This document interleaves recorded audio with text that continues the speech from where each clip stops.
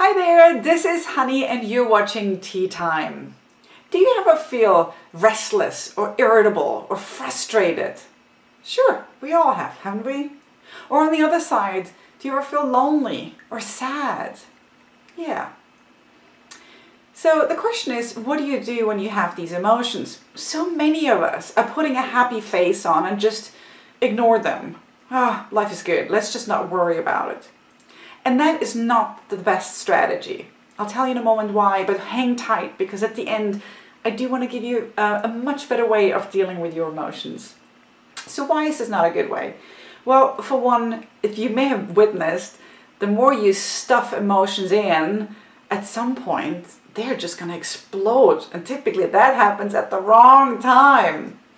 Also, emotions that aren't felt often can move from just being an uneasy feeling to really creating disease in your body. Dr. Bruce Lipton actually has a really good way of comparing our body with a car. So our body, every cell in the body communicates with the brain, with our mind, in the forms of symptoms and emotions. So for the car equivalent, that might be that you have a dashboard in the car, and this dashboard has gauges and indicators that tells you if something is wrong. So let's just say you are completely angry, frustrated. In the car, some gauge would go off that says, "Ooh, car is hot. We gotta, stop on the side of the road and cool off." And you have a few choices as a person. You can ignore it and just keep driving. You can, even further, take a duct tape and put it over the gauges. That's more than ignoring. And that, in some cases, is sometimes the equivalent of us taking medication that may not necessarily be really needed. Medication that just kind of covers up the symptoms but really doesn't address the issue. Or you could get to the bottom line and really address the issue.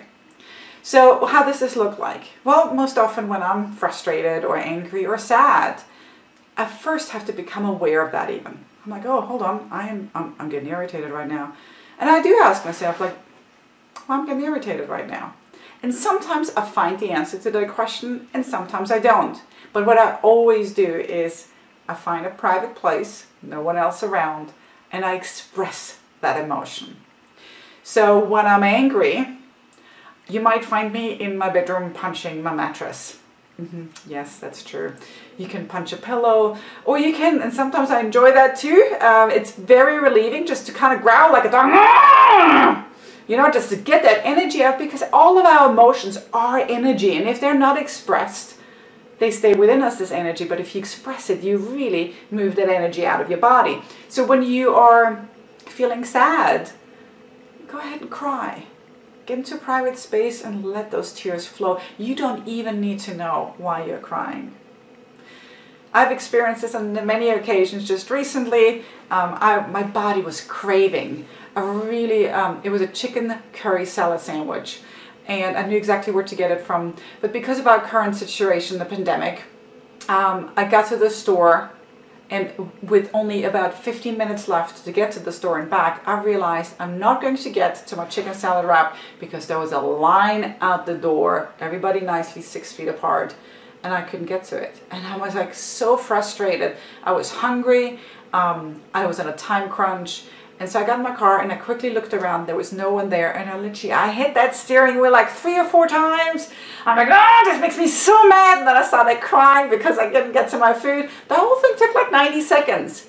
And as soon as I was done, I felt so at peace, so calm, put my gear in reverse, drove home and ate something else.